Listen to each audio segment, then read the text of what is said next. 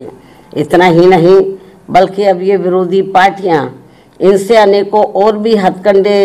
इस्तेमाल करवा सकती हैं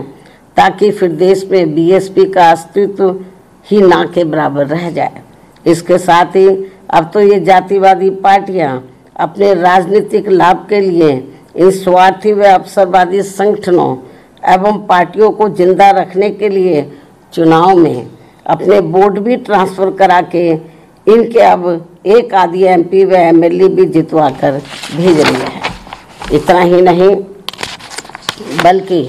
ईवीएम में भी धांधली करा के अब बीएसपी के उम्मीदवारों को जीतने भी नहीं दे रही हैं ताकि दलित एवं अन्य उपेक्षित वर्गों के लोगों का बीएसपी से मोह भंग हो जाए। हालांकि ईवीएम में धांधली को लेकर अब विपक्ष की पार्टियां भी काफ़ी कुछ बोल रही हैं। ऐसे में अब हमारी पार्टी सहित अधिकांश विपक्ष की पार्टियां भी यही चाहती हैं कि देश में सभी छोटे बड़े चुनाव पूर्व की तरह ही बैलेट पेपर के जरिए होने चाहिए, जो वर्तमान सरकार के रहते तो संभव नहीं हो सकता। लेकिन उम्मीद है कि सत्ता परिवर्तन होने के बाद ये सब संभव हो जाए। इसलिए ऐसी संभावना के चलते अभी अपनी पार्टी के लोगों को भी कतई निराश नहीं होना है,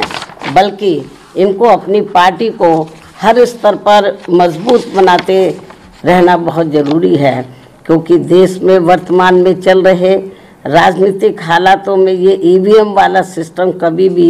बदल सकता है और फिर यहाँ बैलेट पेपर से ही देश में हर चुनाव होंगे। और ऐसा हो जाने पर फिर बीएसपी के भी अच्छे दिन पुनः वापस लौट आएंगे। इस उम्मीद के साथ ही पार्टी के लोगों को यहाँ जातिवादी पार्टियों के इशारों पर बने ऐसे सभी अवसरवादी एवं स्वार्थी किस्म के संगठनों एवं पार्टियों आदि के हथकंडों से सावधानी बरतते रहना बहुत। इसमें कोई संदेह नहीं है कि देश में परम पूज्य बाबा साहब डॉक्टर भीमराव अंबेडकर की मूवमेंट को आगे बढ़ाने वाली तथा दलितों एवं अन्य उपेक्षित वर्गों की बहुजन हिताय व बहुजन सुखाय के सिद्धांतों पर चलने वाली यहाँ एकमात्र अंबेडकरवादी पार्टी केवल बीएसपी है।